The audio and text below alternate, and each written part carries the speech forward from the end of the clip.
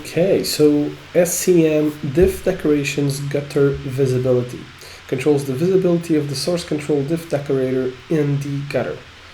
And you have two options here. Always shows the diff decorator in the gutter at all times, and this is the default option. And you have hover, so it will only show diff decorations when you hover them. So let me show you always.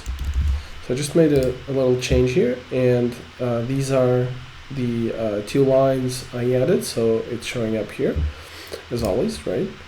And if you set it to hover, they won't show up anymore, right? But unless you hover the gutter, and now they show up. Now, what's the right decision criteria here for performance sake? Do you want to always see them or only on hover?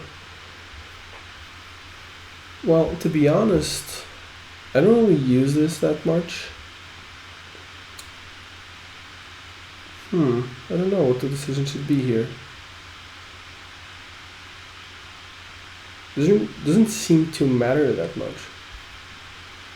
On one hand, I don't use it, and for those who do,